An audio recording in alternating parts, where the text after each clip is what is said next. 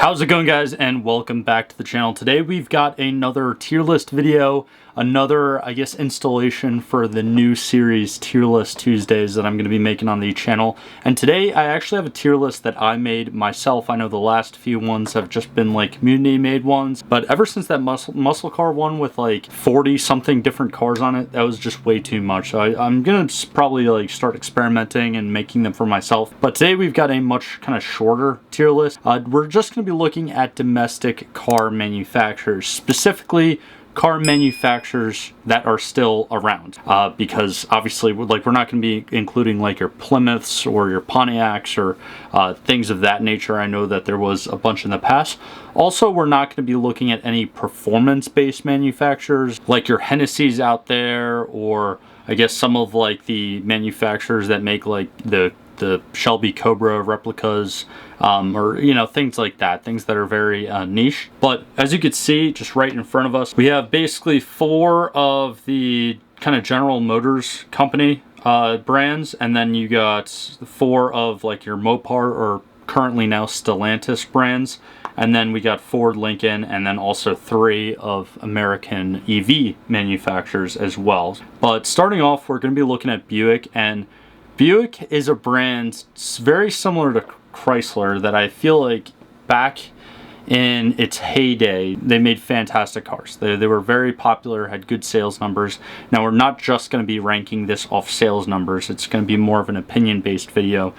But I like Buick. I want to put it just right in B tier because I like it. I know in recent history that it hasn't been the most exciting brand out there, let's be honest.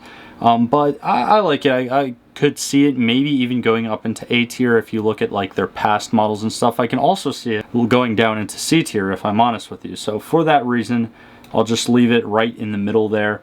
It's a very mid brand. Like let's be real. Like, comparing to some of like these other brands and their histories, I would say mid tier is a perfect ranking for it. And now actually switching it up and going to the other side of this list, a Rivian, who I feel like would be either Rivian or Lucid would be like the least popular manufacturers on this list. So some of you guys might not know about them, but they're an American EV company. They basically are main competitors with Tesla and I guess Lucid now, because Lucid I think is the newest one out of all 3 of them.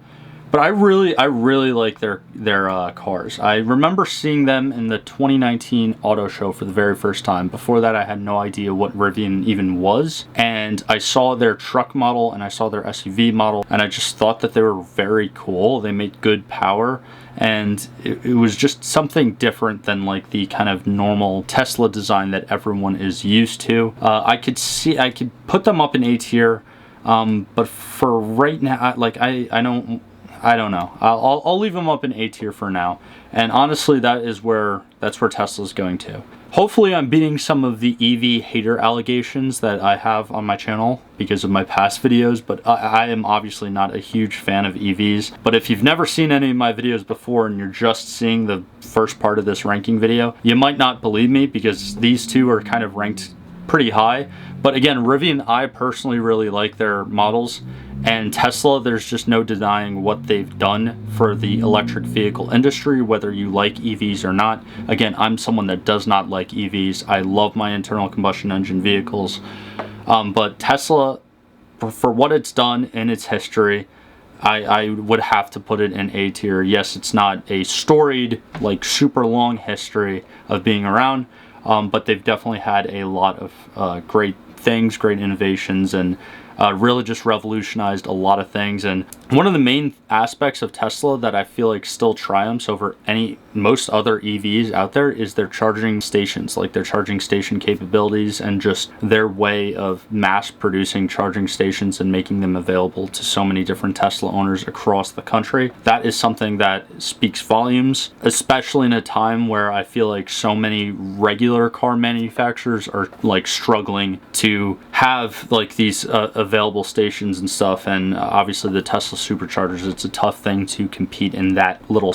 niche of the car industry. Now moving on to Cadillac, this is another great brand, has great history. They still continue to produce very, very quality vehicles.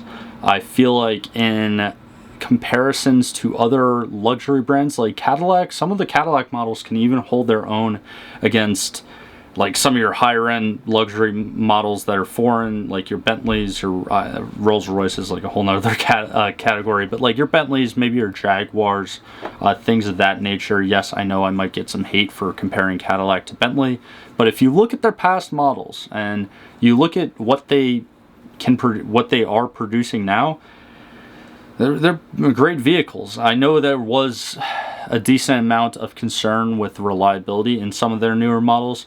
But they still do uphold a very, very good brand of luxury. And staying on the topic of luxury, Lincoln.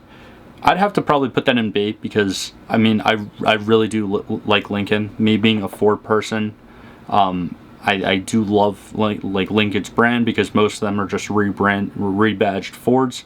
But they are more luxurious. So I don't think that they're in the same category as something like Cadillac, but I definitely think Lincoln has to go up there with Buick, at the very least. Now, moving on to GMC. GMC is probably going to have to go down to C. I mean, yes, it's GMC.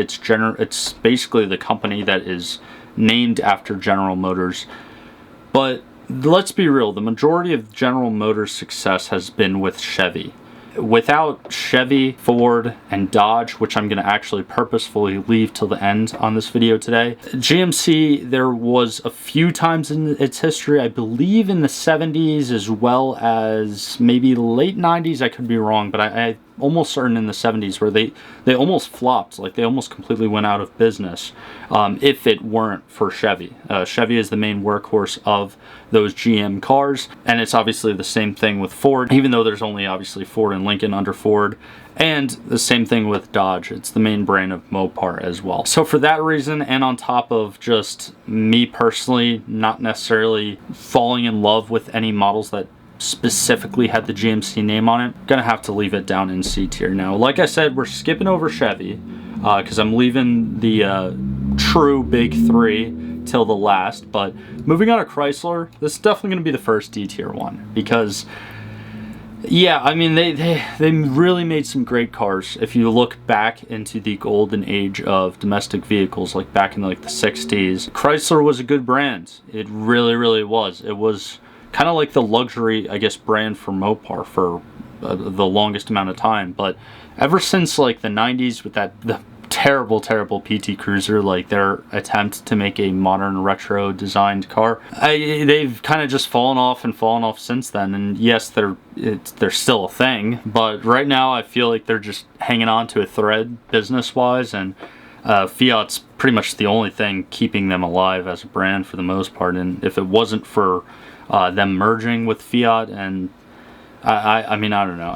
They've really fallen off. I don't hate the brand. They made some great cars in the past. Honestly, none of these brands on here I specifically hate. Again, we're skipping over Chevy, Dodge, and Ford to the last, but Jeep is probably one of, if not the most iconic and recognizable domestic brands out there. And if it wasn't for Chevy, Ford, and Dodge on this list, Jeep would probably be the most iconic one out of all of these different nameplates. So for that reason, definitely gonna have to go up into S tier. Jeep was originally made in the 40s, and it was originally made for the military during World War II. And ever since then, when someone buys a Jeep, they know what they're getting, especially with their Wranglers. Like the Wrangler, I love the fact that they've just kept that overall box shape in that specific model over the course of how many years now, like 70 something, maybe close to 80 years. And yes, it's evolved, yes, it's been more modernized, but essentially it still has that militaristic look to it. They're still pretty damn dependable vehicles and capable vehicles. I know with some of the newer models and more electronics and all that nonsense, I guess that could hinder on some of its reliability, but when you look at an overall Jeep drivetrain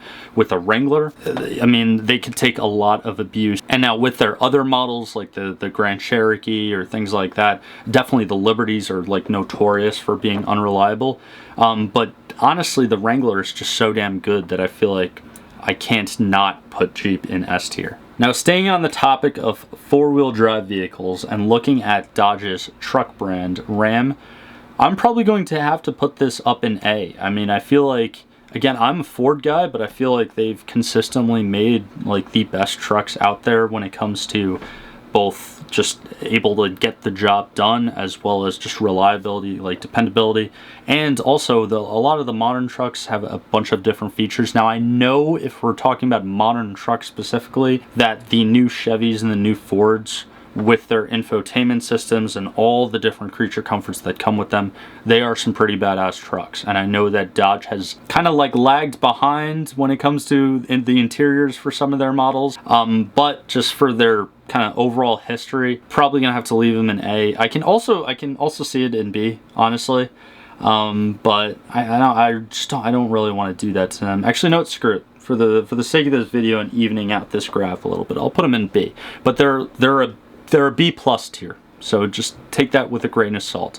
I could definitely put them up in A. But now moving on, we have Lucid. Now Lucid is the third and final EV only manufacturer on this list, and they just came around. Now they do have a very, very promising future with what their models have been capable of doing. I believe one of the new Lucid Airs, like their top of the line performance trim, is basically capable of putting out like Tesla Plaid numbers, which is quite ridiculous. And because of that, I kind of want to put them a little bit higher, but they are the youngest brand on this list. And since we're just looking at the overall history of anything, I could put them in C. Honestly, I could even put them in D. They've only been around for like a few years, I believe. But just in case I'm wrong, and just in case we have any people that love Lucid that are watching this video, I'll leave them in C tier. I do really like their cars. I get the opportunity to kind of sit in one and just talk to a salesperson, a sales rep about the different specs and stuff. I haven't driven one yet, but they look pretty damn luxurious. They feel pretty damn luxurious. And from the sounds of things, it sounds like they perform pretty damn well for an electric vehicle, again matching like your Tesla Plaid numbers and things like that. And their main competitor, as well as Rivian's main competitor, is Tesla. So honestly, when it comes to electric brands, specifically domestic electric brands, it's basically just a matter of catching up with Tesla and what they've been able to do. So now finally we have three of the most iconic car nameplates, car brands that have come out of the United States domestic market. And since I have a Mustang, and I've done a lot of Mustang videos on my channel, and I am definitely not biased at all, I'm gonna have to put Ford up in S tier, and gonna have to put Chevy and Dodge down in D tier, and that's it. That's the end of the video.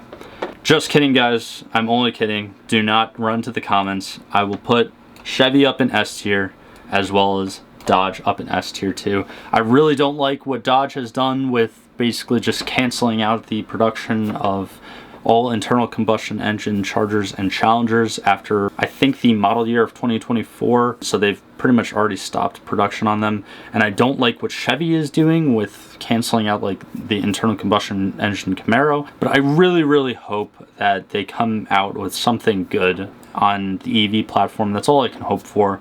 I do love the fact that Chevy kept the Corvette, at least in its base model right now, with being like a fully internal combustion engine. There's talks, then there's kind of rumors that they're going to be coming out with the Corvette, the C8 Zora, which is going to make like 1,000 horsepower and probably going to be a hybrid, which I don't mind either. I did a review on a new Acura NSX on the channel, and honestly, with a twin turbo mid-engine V6 and a hybrid engine, that thing is badass. So if the Zora can maybe have like a twin turbo or supercharged V8, mid-engine V8 with a hybrid engine as well, I think that's going to be amazing. I think that Dodge always has done good things for the most part with its Chargers and its Challengers, and honestly, you can even make the argument that the Hellcat was the very last kind of muscle car to exist. So for that reason, and for basically the reason that all three of those brands have pretty much been responsible for almost every nameplate in this video having success, gonna have to put all three of them up in S tier. Yes, I'm more of a Ford guy myself, but I can respect all cars, and all three have done great things for the automotive industry in this country. So anyways, here's a little screenshot of the final list. Let me know what you guys think down in the comments below. Let me know if you think I ranked Jeep too high because I put it up there with the top 3, or let me know if you think that my hate on Chrysler is a little bit unnecessary. But that's going to wrap it up for today. Again, if you haven't already, if you made it this far in this video, definitely be sure to leave a like, comment, subscribe, all that fun stuff down below. It really helps me out as a smaller car channel here on YouTube, and I really do appreciate it a lot. But like always, I hope you guys all have a great rest of your day, and I'll see you guys in the next one.